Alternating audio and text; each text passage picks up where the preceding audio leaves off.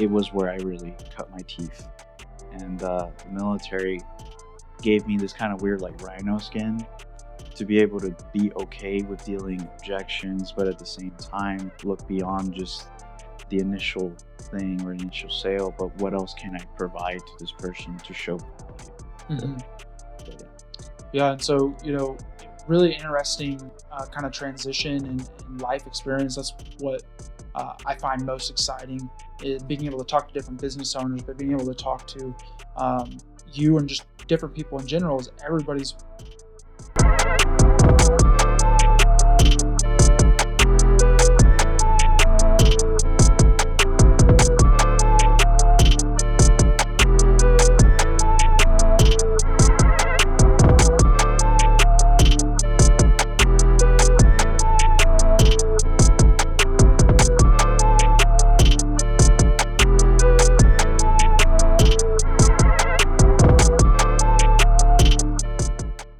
It was a bad time to be in there, but with all this you could tell who had it and who didn't, and you couldn't really ignore it that you really wanted it.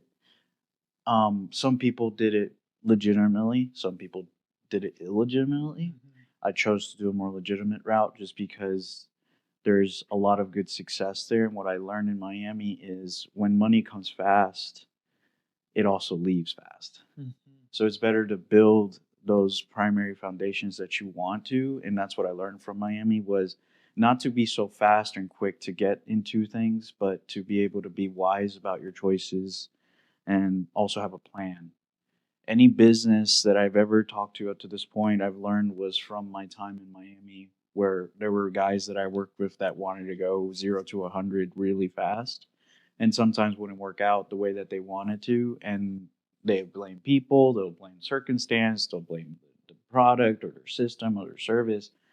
And when really I always look at guys as like, okay, are you a cat? This is where a lot of my military experience comes out, which is all about integrity, right? So can you be accountable to yourself when something happens or in your business when that Mhm. happens? Miami helped me like really get my teeth out and be aggressive, but at the same time, even though Miami's not really known for like integrity, everything's a party city. It's all Mhm. about big, flashy, wow, driving a Maserati and all that.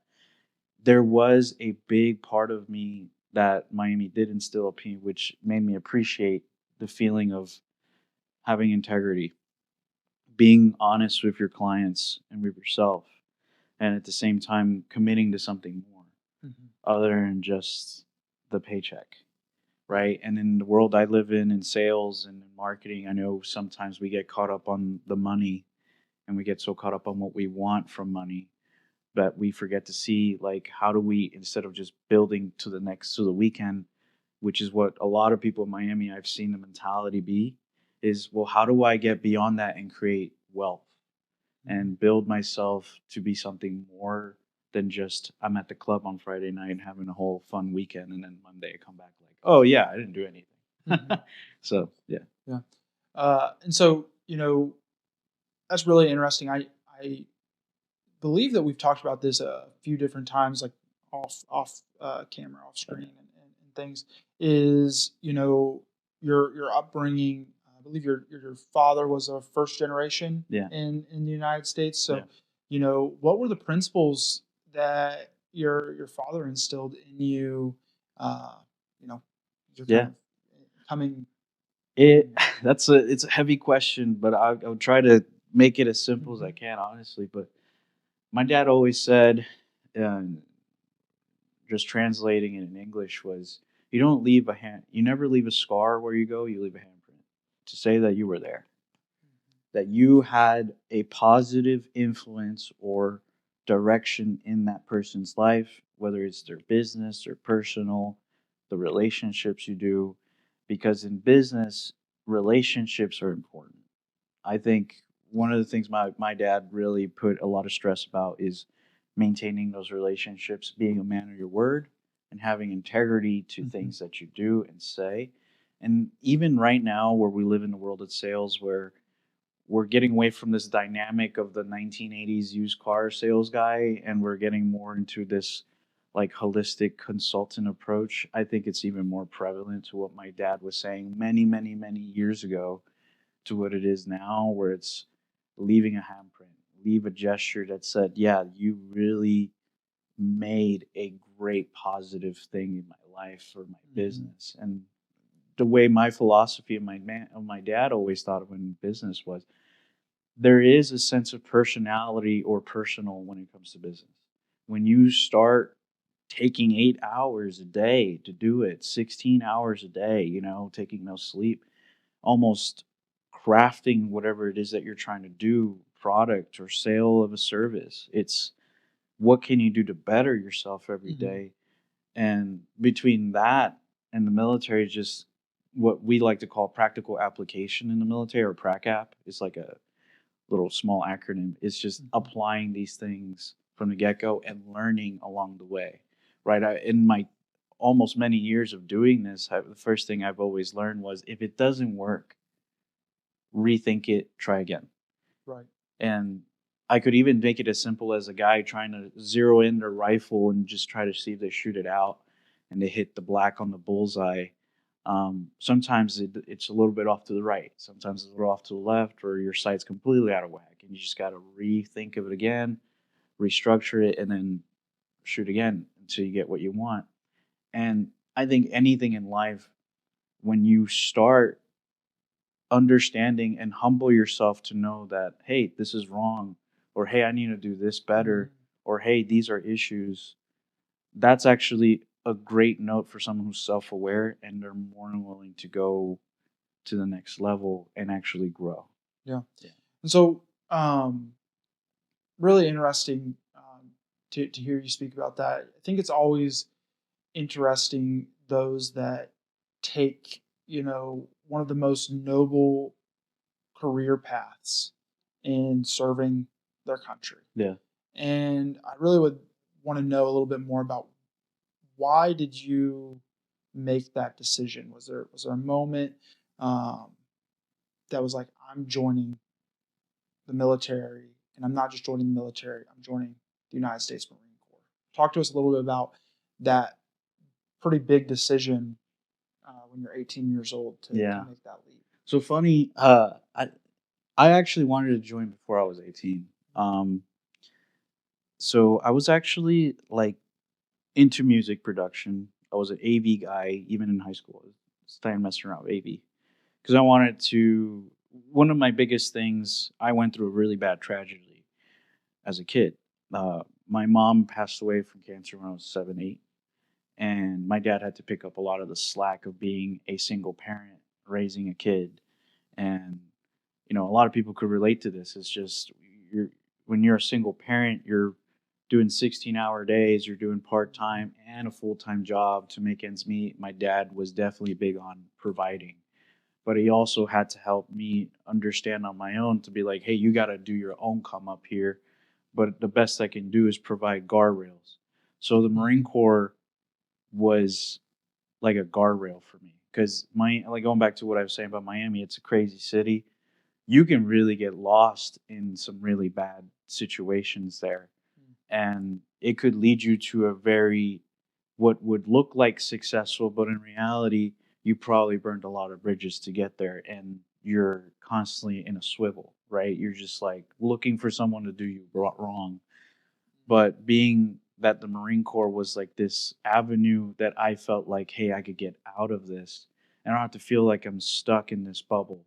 Not that there's nothing wrong with being stuck in the middle of the beach, but there's always more to life when, and this is just a thing of living next to the ocean. I've always learned was the ocean is as far as you'll go, right?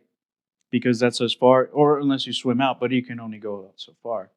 But it feels grasping, but just almost to the point where you can attain it. It reminds me of the book The Great Gatsby, where Gatsby is looking at the other side of their lake, or Mm-hmm. just a giant water body of water that they're around, and he sees this green lantern of a lighthouse on the other side, and he keeps grasping it. And kind of how I felt. Like it was just Miami was great. It was a cool place. It was fun. There's so many ideas, cultivation, artistry, But for me, I was like, I had a higher calling. The Marine Corps came to me at a time where it's either I go full on left and just completely blow through the guardrail and just commit all kinds of bad things, Mhm. or do the right thing. And without any guidance of parent or very limited parental supervision, I made this decision already at 16. So by the time I was 18, I prepared myself physically, mentally, spiritually to take on this thing, knowing that, hey, I lived in a city where money is the most important thing in the world. Like it was you live and die by your money. Mhm.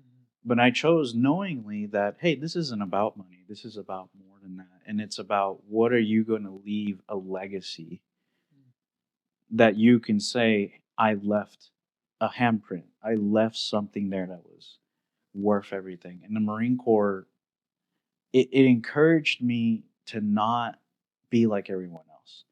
Even the people in the Marine Corps, I could quote my staff NCOs or my staff sergeants, my sergeants, people above me that were like, um, they were like instrumental in that guidance because one thing for a young man, 18-year-old kid to go into the military with very limited life experience so far up to that point, to do all these crazy things, to jump off of planes and do all these crazy stuff, Mhm. you have to really consider like is what you're if this is going to be the foundational blueprint for your life, what are you going to take from it and what are you going to leave at the table when the time is done and all the toys get put away, if you will, and you're back home as a civilian? Because that's also another thing. I joined the Marine Corps because I felt a calling to serve my country, but I also felt, even as a first generation American, that my parents were and me, like I didn't have family that go all the way back to Civil War, World War II, Mhm. anything like that. But I felt like this country gave me a lot of opportunity. It gave my parents a lot of freedoms, a lot of financial stability. I felt like, what could I do to give back? Or what can I do as a citizen of this country to be able to say, hey, I did this part, I did my part. And not Mhm. only that, I can provide a form for even people of wherever we come from, my background is like, hey, your life isn't just this circle or just this bubble or sphere of people around you. You can come out and do so many things. Mhm. And it also helped me not to be afraid of my own limitations. And that's what I loved about the military. It broke your molds of the things that you are and remade you into something that you're capable, you're not afraid, and even in the show of fear, you still have courage and you're Yeah. going to do it. Yeah, it's really, again, the not one of, but the most honorable career path. Yeah. So, you know, thank you, and to everybody that's listening, thank you for your service, Yeah. right? Yeah. And willing to take that and uh, getting those guidelines in the face of a place where money just flows and you see all the craziness um, that not being swayed by that down to Yeah. the wrong path or even on the right path of just trying to create a business is to come and do something that was going to set you up principally for the rest of your life. Right. Like you were going to gain the principle and the value from joining the Marines that you can't get, that money can't buy you. Money Right. can't buy you that Right. life experience. Money can't buy you those skills. 100%. But those skills seem to be great principles to live by that can help you achieve um, the money that seems like the entire world runs on at this point. Right. And so, thanks for sharing a little bit about yourself, your story. Um, we could continue to go on and on and on. We could have Yeah. just a podcast about um, your experiences in the military, which maybe that might be a pod that we talk about. Cool. But today we really wanted to talk about the transition and focus a lot about um, your skills, your philosophy as it comes to sales. The High Ground's a podcast all about leadership, business, and marketing Yeah. made for small businesses. Mm. And so, first question I have for you is you're pretty successful, right? We'll just go out and say that you're a pretty successful salesperson. and here and in prior sales backgrounds. So you become a force in sales. What's your approach to building trust with clients? Uh, Why are you so successful? yeah. I guess is a Well, short way to say that. it's a big question. I've definitely had a lot of like moments in silence to ask myself that question, like why and how and what really drives that. So I guess the first thing I could answer in that is like the first thing I think about when it comes to having conversations with people about business is first of all understanding the person on the other side of the table. Like where are they coming from? What are their aches? But at the same time, like what are their desires? Right? The best way to know and address someone's need and be able to sell something, if you will, right? Because in reality, sales is a very, very, very old profession. It's been around for many, many, many, many millennia. So at this point, I'm not. It's not really. I'm not rewriting. I don't feel like I'm rewriting the wheel here. What I think is I'm probably just tapping into what certain people might have forgotten about sales, which is that relational aspect and just building this understanding of the other person and not just you talking about yourself and how your business is going to be successful because I told you so and I got all these other things that can make you successful.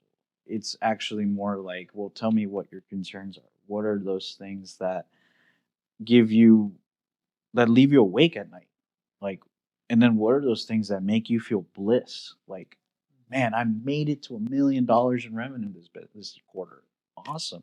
How did we get there? Right. And the things that do keep me up at night in a positive note in that way is really that I thoroughly think about every time before I meet somebody is who am I meeting? What are their likes? What are their wants? What are their dislikes? And what are they expecting Right. about any kind of relationship with a person who's going to be their account manager or their salesperson, or even just in my role, be advisory through their marketing and just their brand. And it took me, funny enough, when I was in the car business, it was definitely not that. It was just gun it and run it, right? Just go for it. Don't get emotional, pump them up, Right. and hope that we can get them to sign. But in this world, when we're dealing B2B and business to business, it's a lot more relational building. And I want to reintroduce that to people because I've noticed that a lot, even in our industry, where people sometimes just forget the human behind the whole element of all this and they just think of the entity instead.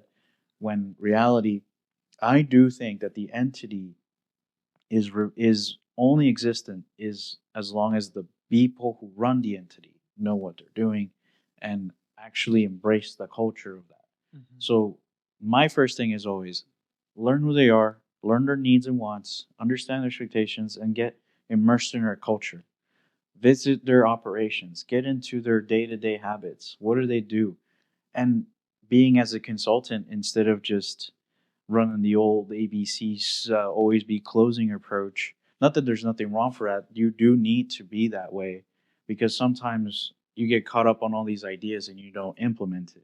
Right. It seems like there's a lot of Yeah. like there's a lot of acronyms that there is about sales, like the always be Yeah. closing and different things, and there's a lot of really good stuff in those. But going too far and swinging too far into that pendulum means that you're missing out on other key opportunities. And 100%. something that you said a little bit earlier that I'd like to double click on is the importance of the pre-sale. The pre-sale work Yeah. is something that is often missed and definitely not there in let's say the car business is somebody shows up in the lot and they're ready to buy a car. So how you don't have a lot of time No. to gain this and selling what we have to offer. That relationship matters. And so talk to us a little bit more about how important it is of all the pre-sale sales work and the prior to the first conversation or three conversations, right? We may have a conversation with somebody for 4, 5, Yeah. 6 times, and how you're refining that Yeah. pre-conversation process to get yourself in the right headspace. So what I like to do a lot is I like to learn about that company, history. What have they done? What are they currently doing?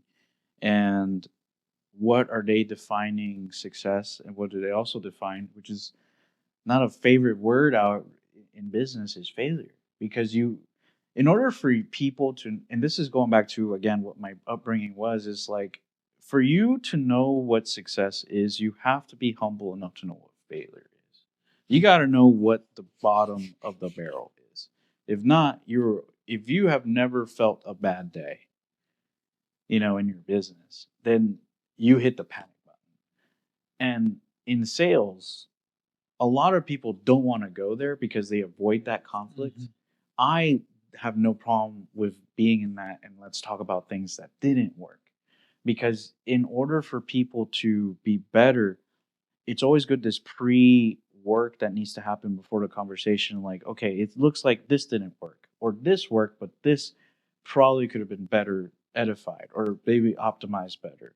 And if if these things aren't being addressed prior, and you're already writing it down, and just what I like to do is write down a lot of my questions that I'm going to ask, and then just kind of give myself kind of like a, not like I'm going to stick to a script, but Mhm. more like, here's some guidelines or guardrails that I want to stick to this conversation, where I want to go to with this. And not necessarily I'm trying to control the conversation. I'm just mainly providing a guide to it, and Mhm. then giving the business owner things and insights that they need to think about, aside of just, hey, I provide marketing services and all these kinds of things. That's great, but it's also like, how do I um how do we address the way that you actually do run your business, or your philosophy in your business? Because there's, you know I've met with so many people who are home services based, and you'd think that everyone thinks the same way. You give me this, we do that. In Mhm. principle, in theory, yeah, everyone kind of does. But the funny thing is, everyone has a different philosophy. Some guys are trying to emulate other people, and some guys are just so stuck on certain things that if they don't get it this way, Right. they're out. Mhm. So I take a lot of consideration to listen to the details of it, write down certain things that they say, and repeat that, just to make sure that we're both understanding that, hey, this is the methodology that you think, right? Is this what you're saying this business is about? Or is this what you're saying this is the kind of client you're pursuing, or the ideal customer profile?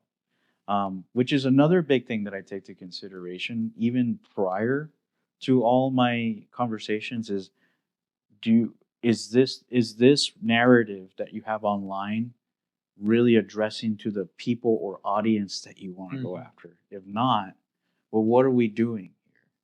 Like, why haven't we started pursuing that? Right. Do you may not have these answers to these questions yet, and maybe we should discover that. So I definitely go from interviewing to even almost discovering things with them that they probably kind of threw it in the side for a bit because they got so Mhm. busy with their business that they probably overlooked it. And I bring in that detail and say, hey, here's a detail that you forgot, which is something that the military is big on, is attention to detail. Like, being able to spot little things in a tree line, like, hey, this looks a little off, or Mhm. hey, this looks like a possible, like, machine gun nest, or something like that. It's like, those little things, even in business, when you think you got it all set and you make millions of dollars in revenue, you got 5 years, you still might have missed something. And that could have probably been that Achilles heel that could either jeopardize your business that you didn't notice. Yeah.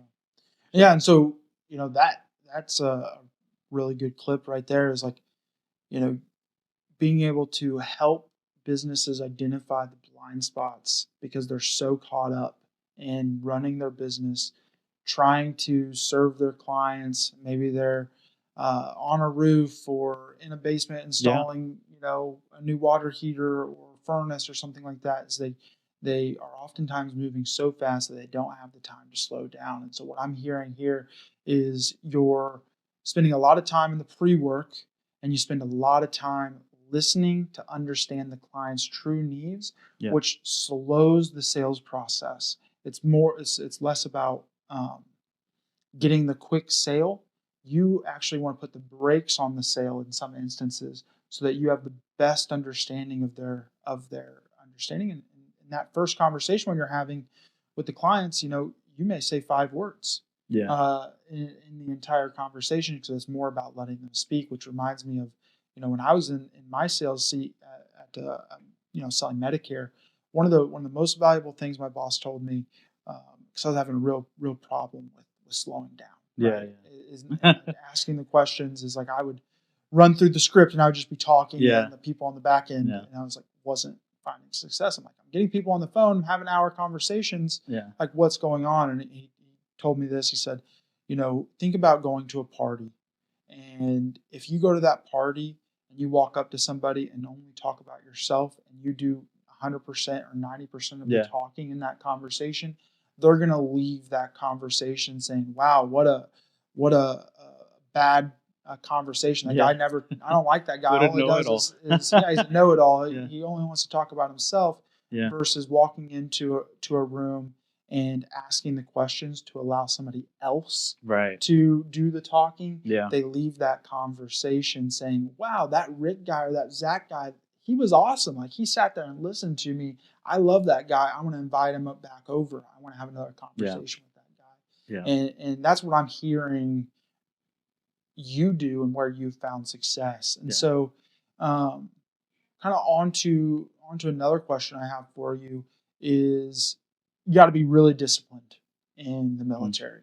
I don't know. I wasn't in there, but I assume through the conversations that I've had with people in the military is like, Yeah. discipline's a pretty big thing that you need to do. And then how does that relate to follow through in the military? So discipline and follow through in the military is really big. It's pretty big in sales as well. Yeah. You wanna talk a little bit about that? Discipline. Yeah. Wow. Discipline. Discipline is very. It actually comes after motivation. And I think in the sales world, and even people who talk a lot about sales and success and business on YouTube or anything like that, like, a lot of people try to go into the pump and get everyone going, get people excited, get them in there because, yes, I could quote Jordan Belfort there because I read a couple of his books and I've been through one of his seminars. Yeah, you want to be sharp as a tack, enthusiastic as hell, and you want to be able to go all hard, right? But discipline comes when motivation is no more. So think of a car, right? Think of yourself as your car, right? So your car, you fill in gas. What motivation is you putting nitrous to your car. What gas is, right, is discipline. Is the continuation of that, not the energy, but the continuation of seeing it through the end. When you go through boot camp in the Marine Corps, Marine Corps boot camp is actually one of the longest trainings in most of the entire branches of the military. It requires 3 months of constant dedication. The interesting thing about it is there are no distractions. In the Army, I believe, I don't know if they still do it now, but you get to keep your cell phone. You get to keep certain distractions with you.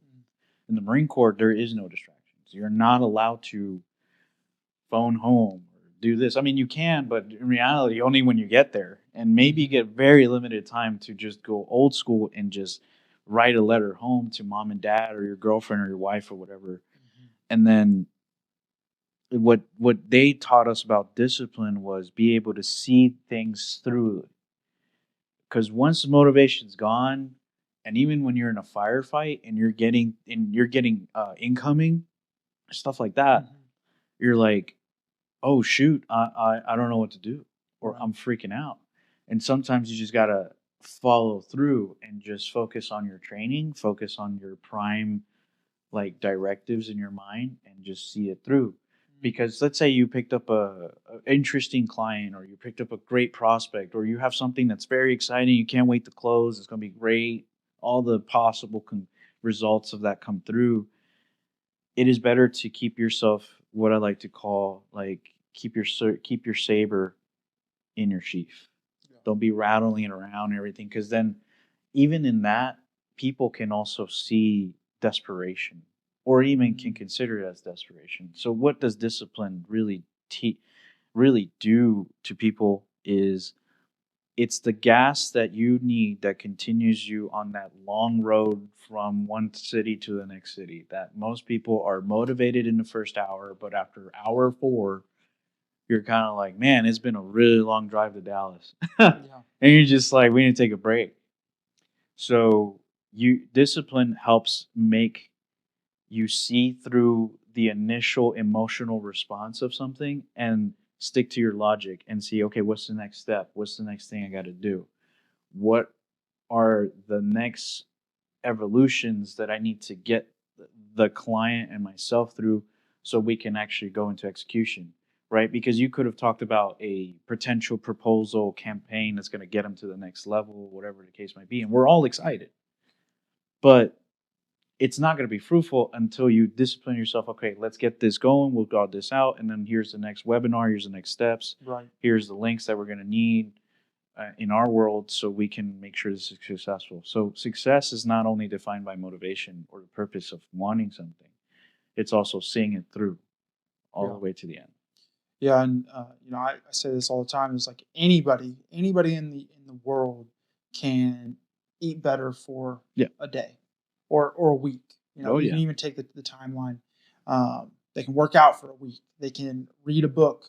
10 pages of their book for a week. Second week, that's where the discipline comes in. Yeah, that first week's the motivation. The second week, the third week, and the fourth week, that's the discipline. And that's just kind of always how I thought about things, because anybody can do anything for a predetermined period of time. And so I was going to add something to that. Zach actually was thinking. Now that I'm going back, I remember. So the third month in the Marine Corps, they go through your final phases. It's called the Crucible, and this is at this point anybody who's already in that moment. Like if you quit now, it's almost like, why did you do the first 2 months of all this effort and work just to quit right when the finish line is there? And I remember it was like the week before Christmas, and it was like literally snowing that whole day, and we were doing our forced march back. It was so cold that the ice was starting to develop on the rifles. And I was just like, this isn't it. I'm a Florida kid, so I was like, yeah, I have no experience with snow. I don't know what the heck ice is. It's like, I don't even know water does this. So I'm not necessarily freaking out. I'm just like, I am out of my element.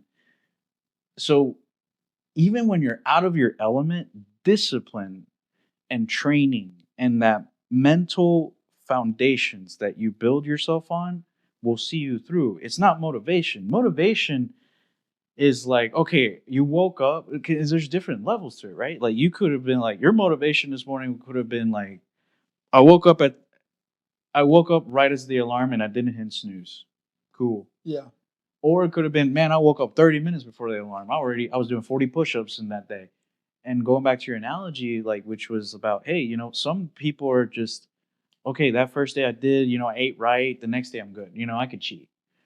Discipline really comes when there is no more boost left in your tank. And all you're doing is literally living off of will. Yeah. Will and discipline. And that is the best way, in my opinion, is probably the best way to get to something you want. Whether you're in business, in your relationships, in your life, like the only way you can see things through is if you see them through, not just, oh, I heard something motivational today and man, everything's going to be all right. It's like, no, the elephant is still in the room, my friend. Yeah. You still got to take care of it. Yeah, and definitely how that relates to sales is like, Yeah, you got to hit your quote on calls, right? Yeah. You got to make the dials, and you're motivated when a first like initiative rolls out, or you wake up in the snooze and you're ready to conquer the day. Yeah. Tomorrow that is not going to be there, No. and you still got 250 phone calls to make, or 10 meetings that you gotta make sure you're on for. Yeah. Right, because if you're off, uh, that can really throw Yeah. throw a wrench in your pipeline. Yeah. You know, And I have days like that. your sales, right? And so how Yeah. let's double click that. Yeah. How do you balance that in waking up, and not feeling it? Like, how do you get through? Because to your point is like you're the finish line's there. In the military, you got to, they're throwing everything they have at you, Oh yeah. right? It's cold, you're wet, you're tired, guns are freezing, your toes feel like they're gonna fall off. Oh yeah. How do you relate that to sales today? Is like you just don't want to make the dials, you just don't want to have these Man, meetings. How do you I could stay even disciplined to yeah. do those in the sales environment? Man, I could even speak even after boot camp, and my entire time in the fleet is what we call it when in the Marine Corps, when you finally get past your school and your boot camp and everything, and you're trained on your job. Mm-hmm. When you go to the fleet, it's when you get to perform, right? The curtain lifts, and you're like, all right, man, you're in it. Now you got to do your job. Even when you're doing your job, I remember being in, there would be days that I'm like, I don't want to do this. What made me get through with it was I always think of a bad time. I think of a bad time and a good time at the same time. Definitely on my way to like a meeting or on my way to starting the day. And I'm like, think of the worst time you've had in your life and think of the best time you had in your life. And now try to condense that down to just simply like, it's just another day in your life. Don't get too caught up on your emotional feelings in the morning where you're just like, oh man, this is gonna suck or this and that or whatever the case might be, because regardless of your emotions, they will betray you. And the Marine Corps, it definitely instilled on us to be not robots, but per se, but to think above the average norm and really put in that extra 10% because that is where the real things happen and that's where discipline can take you to. And without even lifting a finger in motivation, you can actually be able to do more than even a guy who motivated on Monday could have done. You could have, man, have taken you longer, but guess what? You probably did more than one person could have done in that 1 hour of motivation that they did. You probably, if you extended it out to 8 hours, you'd be there. So, speaking of that, one of my biggest things is time management. When you're, when, think about this, guys, like you got like maybe 8 hours of work in the day, right? You got to give yourself 8 hours of sleep. And maybe you got 4 hours or 3 hours or whatever you got in time to either do more work or to better yourself, right? Whether it is your gym, you're reading a book, you're watching something, or you're just giving some leisure time just to get your mind online. Of course. So those 8 hours, the first thing I always think about is what are you doing the first 4 that's going to help you coast the other 4 at least? Because those first 4 are going to be very definitive of what you're going to be planning your day about. So you're not catching up to the other 4 or 6 hours that you got left, and you're just like, oh man, let me start doing work now. It's 12 p.m. and I was just sitting in my pajamas all day. Yeah. Because it does get it. Thing is, time is there's a bank for it, right? Like the more you deposit in that bank of time, and the more you withdraw from it, you also have to be very balanced as to the time that you put to yourself. Like, okay, I'm gonna withdraw time 4 hours today so I can do something leisurely or whatever. Or I'm gonna dedicate 4 hours to my business or to my sales or to my calls or to my meetings, right? Or do 4 hours to preset myself for the other 4 hours. So something I like to do a lot is I like to mentally preset myself so that way when I'm ready and I'm actively doing the execution phase of business and sales, my mind is not thinking about what ifs or doubts. It's already been set. You just follow this guardrail and stick to it to the very end. And if it failed, or in your world it failed, okay, then why did it fail? Don't just stay there in failure. Think about what could you have done differently. Yeah. Yeah, I mean, hearing you, us chat and talk, and I'm the same way. Is like if I don't give myself guide rails, like everything's a wash. Like I Yeah. know, like my mentality is like I'm a chill dude, and so Yeah. if I don't have guidelines, Like, I'll be doing this. I'll like play some video games. I'll be, you know, chilling on the couch, like building something in Yeah. the shed. Like, I got ADHD, and so Yeah. if I don't give myself these guide rails, like who knows what I'll be doing You know, for that day. And I so, think in the Marine Corps we all have this running internal joke that we all have ADHD. It's like a lot of guys in the military, just ADHD people. We just get caught up on something and we just take it way too far. oh yeah, for And sure. which is normal. I mean, I don't think it's not that it's not normal or anything. It's just one of those things that people do it. Hmm. I think I think our problem is sometimes people is that sometimes we want to run away from our problems, or we want to run away from the, and this goes back to like our prime directors in our mind, which is all about anxiety and fight or flight, is like we don't want to face the giant mastodon that we need to hunt down back when we were all cavemen or whatever. Hmm. Like we don't want to do that or kill the saber-toothed tiger.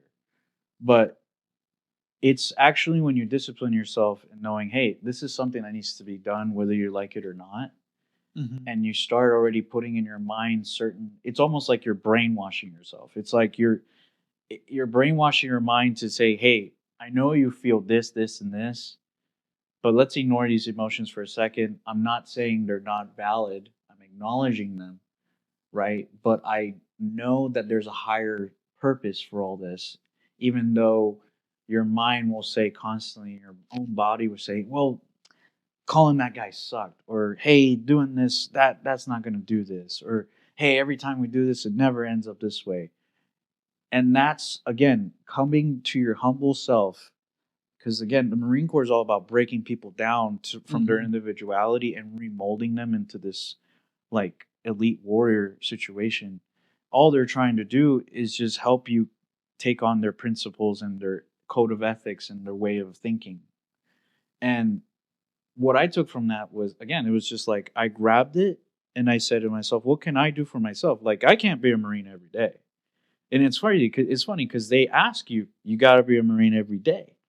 And that's like, okay, do I really have to be one every day? Because that's a lot. You're Hmm. asking me to commit 110% every day? Yes, that was the standard. So when I got out, I was like, I already had it in my mind, was already brainwashed in a kind of way to say, yeah, this is the standard. There's nothing Hmm. less. So when you're trying to get to this level of like where you're letting yourself not fall prey to the mind of what you do want to do to Right. what needs to be doing, that's when you surpass that whole like the flesh is weak mentality that is even quoted in scripture. You know, the flesh is Mhm. weak, the spirit is willing, right? Yeah. If you get to your more divine self and you realize that there's more for you out there, all you have to do is just pass this little ditch that is just there. It's saying no, don't do it, or no, I don't want to do that. It's too much work. It really does go a long way, and that extra hour that you actually dedicated on that would have made a whole mess of difference. Yeah. Yeah. Definitely. Um, Man, trying to process. There's just so many key points in Yeah. like what you're saying that Yeah. we can go deep and deep, and next thing you know, we're in like a Joe Rogan esque 4 hour podcast by like double Okay. clicking on all of We these just things. pull up the stats. And I want to double click on all of those. We're definitely going to have a few more Yeah. podcasts, but I do want to kind of have a few different questions and discussion around the future of sales and marketing from your perspective. Right, Mm. you have experience in sales. You know, you went into the military, you instantly went into a sales position, and have been able to tie a lot of the principles that you've learned in your military service to the sales. But you have a lot of sales experience that you've gained even aside from what the military has taught you. And so, and then specifically, we're in the marketing space, Yeah. right? And so, I want to hear from your perspective and your experience where you think sales and marketing is evolving in the next 5 to 10 years. Mm. What's on the horizon that we should be thinking about? I'll tell you. I'll give you what I think won't go away. and then what I probably think will change. Okay. I think what won't go away is this: conversations, relational building, and that consultative approach is probably going to be ongoing. Now, with the emergence of AI and the way that it's evolving, it might be more of a way to assist us. Now, I know a lot of other people can say, well, AI is going to be like Skynet and all this other stuff, but I get it and I completely understand, but I don't think we're anywhere near Halo Cortana esque AI, where you can have a self sentient thing that you could pull out of your hand and it could talk to you about things and lay down information like that. Right. Like I don't, we're definitely many or maybe a couple of years away, but we're probably going to see it in our lifetime for sure. But where I don't see sales going away from is the way that I was talking about, very consultative, conversational, relational building. But I also do see that even the bad parts of sales may not go away so easily too, because certain industries in sales, and me being not just in a marketing sales background but other sales backgrounds, certain industries literally thrive off of that. Like they need that kind of talk. Not one's like maybe toxic, you could say, or just very like in your face sales, because the only way they can actually create volume or produce is if they're doing that. Right. And AI will probably take a lot of that away first, because I think a lot of the big return of what people want, and I could probably say, not trying to bring up like COVID or anything, but during the lockdowns, I think a lot of people wanted, after it, had a different change of mind and perspectives how they want to be approached. And now they don't want to be just forced to do something. They want to be grabbed and felt like they get a chance to be an audience and actually speak what they want, Right. instead of being told what they want. Right. And like the trust, like the trust was broken at that point. Yeah. The trust for salespeople has been broken well before. Oh yeah. The lockdowns and COVID. Yeah. Like that's where you hear sayings like the sleazy car salesman, Oh or yeah. the snake oil salesman. Yeah. It's always got this negative connotation around Yeah. sales, which I would agree. Like this consultative shift, and the way that you talked about approaching sales is that it's not about getting the deal. It's about helping somebody solve the problem and truly down to the core, walking away, not getting the sale, knowing that you left everything on the table and presented everything in a reasonable way. But then COVID broke the trust across everything. Right? Oh yeah. It's like there's just like no trust. I don't trust like my whatever- neighbor. I don't trust my city Yeah. councilman. I don't trust the government. I don't trust. I don't even anybody. trust my primary care. Right. Like, yeah, I don't. It's like I trust- want another opinion. I don't And that's trust nobody. and I think that's made a very huge mind shift change for people, because now they are not biased. They're just wanting they want to become more educated. And I think the changes in the future of sales is that people like myself or anybody in the sales world are going to have to lean on becoming more educators, more conversational, and more of an advisory role, or just providing kind of like a fractional version of a sales manager for people, or at least in our case, in our industry, you probably want to consider yourself being a fractional CMO, where maybe you're literally now the ops guy for marketing to this small company or this medium sized or large company, and you're providing all your insights and all your tools to bear, not to say, hey, you need this because like this is going to get you leads. It's actually more towards like, here's what I saw, here's the potentials that you can increase, and here's some of the key KPIs or key point indicators that we need that will showcase that this is what's going to happen. Yeah. And sales is definitely, with the power of AI and just where we're going technology, it's moving things to the right direction. Yeah. In that way. Yeah, and I think you're spot on. Is like this is gonna be a moment in time where the pendulum has swung so far into one way that it's left, distrust. Yeah. Is now we're coming back to first principles, where human connection, human relationships is at the core, and what we uh, have become accustomed to Yeah. is going to be drastically different, but it's not going to be unheard of because we're just swinging the pendulum back Right. into that balance position. Right. And I couldn't agree more that the salespeople, regardless of industry, are going to be required to do more than what they were required to. It's like Yeah. everybody does what you do. There's 100 different people that offering the same exact thing. You know, you say that you give the best customer service. That's Right. cliche. Everybody says that. It's like the requirements people are going to put on salespeople and businesses is going to be monstrative Yeah. because people have options now. Yes. People have the Agree. options. Like, I don't like the way you presented to me. Well, I like the way that this one does, and now I have the option. Regardless, they might be in California, Yeah. they might be in Miami. That guy said Um, something that made better sense than what you said, and it's interesting that's where we're going, because I'd never expected that. So I've been in marketing for a long time too, and back when I was in Miami, it was funny. SEO is nowhere near SEO what it is today when it Mhm. was back in like 2014. It was very Wild West. It Right. was just like gunshot, just go all over the place and do whatever you got. Even with the way that Google's evolving, it also evolves the way sales is done. GB, Google Business Profile, websites, things like that have definitely evolved because of this, and with the introduction of AI and the AI models that are out there, which is a lot. Sales also has to pick up on a lot of that explaining it, exploring it. How does it make sense, and how would I use it in a proper everyday use?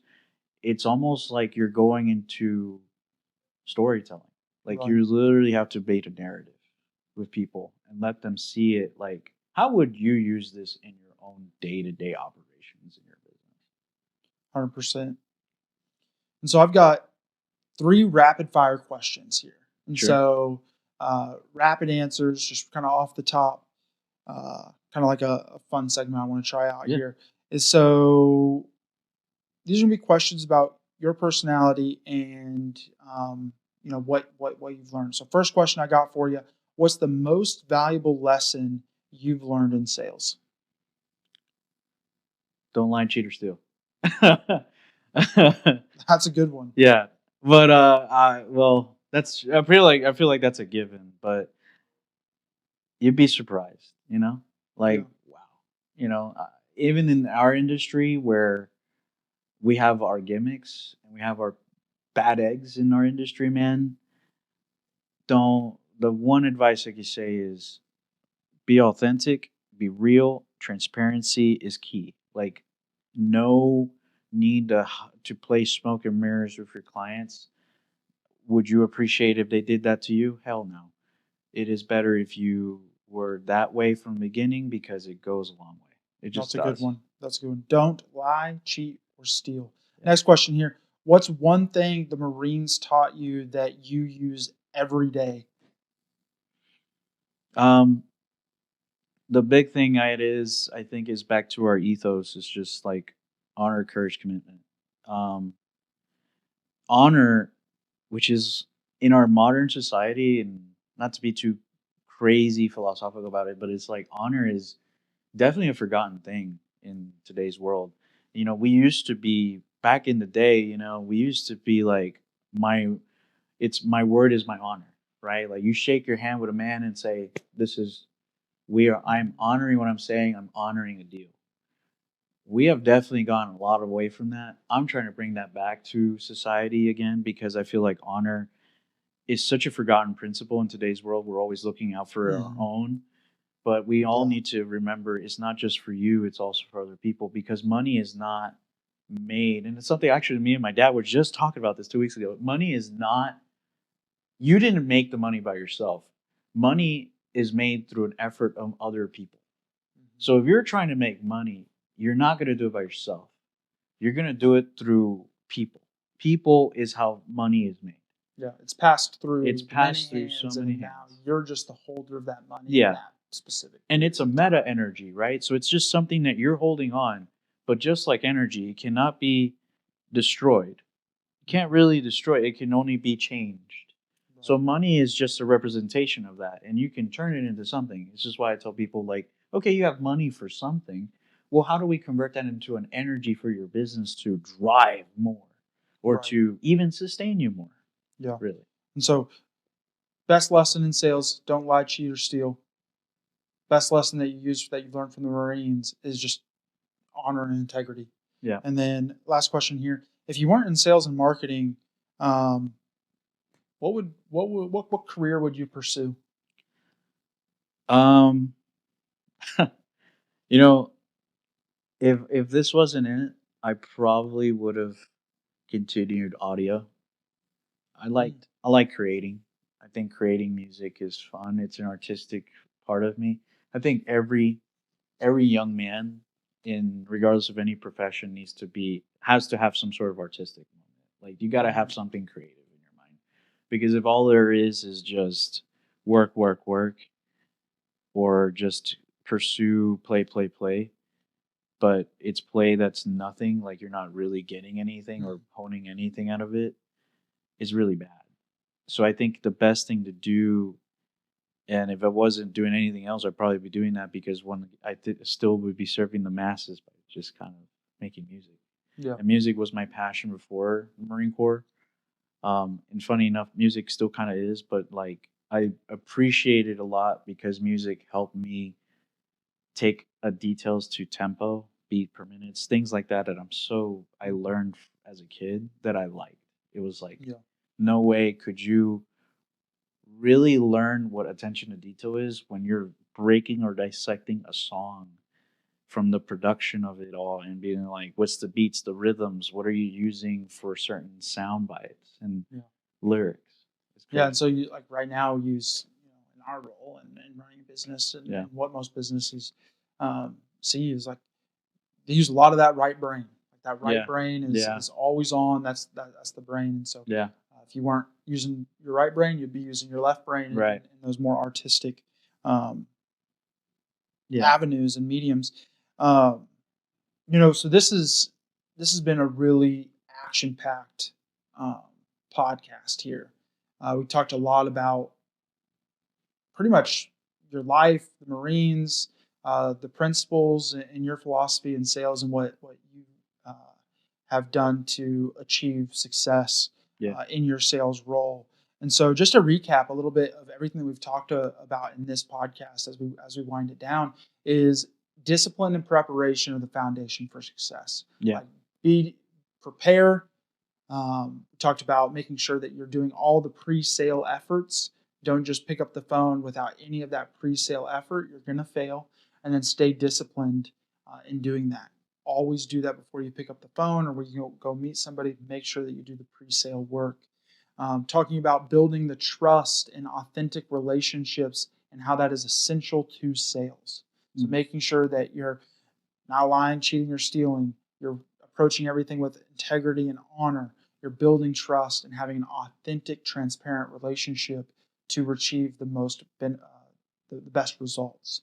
And then making sure that you're adapting the lessons from your life experiences, like the military, um, to create unique strengths. It's like those are strengths that you have, and not everybody who goes into the military or hasn't been into the military has those exact same unique perspectives and strengths. And Yeah. so leverage those based on your own unique perspective, where you were raised, how Miami kind of transformed you, and you carry those lessons. So, as a salesperson, being able to identify those failures and those lessons to create those unique strengths. We talked a little bit about that. And so, Rick, I'll just say, man, it's been an honor chatting with you. Yeah.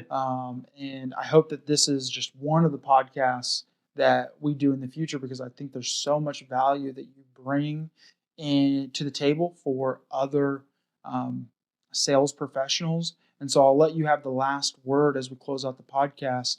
With the last question is, I want you to speak directly to uh, the person that's listening to this podcast that is a um, sales professional, whether that's new, been in sales a long time. I want you to speak to that person in that sales seat in that organization. What's that one piece of advice as we close this out? Um, hmm. I would say for any young guy or even a guy who's already a little seasoned into the industry, if you're feeling like if you're questioning your sales acumen or just your skill sets, you're on the right track actually. It's better for because sales is not something that you learn overnight. It's not something and you could say and there could be guys that are just born with it and it may look like even myself was probably born with it, but in all reality, the first thing I would always look at when it comes to sales is what are you not good at? Because in sales and guys who are in sales, we as professionals, we know that we can fall prey to a lot of our pride in sales because we're good at certain things and we can make things happen. It's what you didn't do is what you can always focus on to get better. So with any whether you're a guy who's 20 something and you're just jumping into this now and you're just Mhm. like, man, I want to make my own success and carve my own way into sales, or you're a guy who's a veteran and you've been here, done that, you've seen these sales, you've gone to multi-million dollar deals or even something. Never forget your fundamentals. The fundamentals are key, and that goes into your discipline. The more you engage in your fundamentals and the better you do at like addressing the creases in that issues that you have as a salesperson, whether it's personal, professional, mental, spiritual, or physical, right? Getting dressed correctly, yes. Be sharp as a tack. Enthusiasm, it's super important. Have confidence, yes, but also follow through. Any successful sales guy will tell you is probably going to be the follow through, the follow up game was the thing that really got them Mhm. to that success. It wasn't that you closed them right then and there.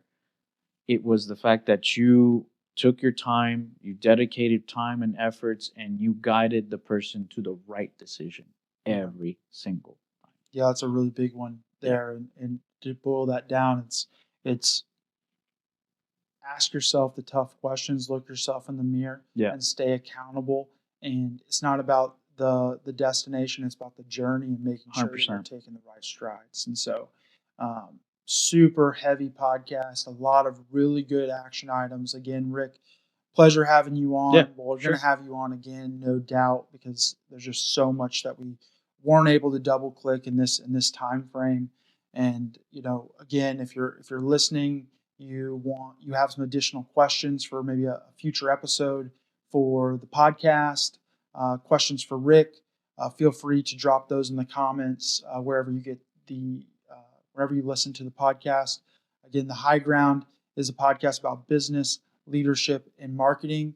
And for small businesses, we're focused on making sure that we have the conversations that give you the high ground advantage. So Yeah. tune in next week. Drop a like, share, follow wherever you get your podcast. Thanks for joining in. All right.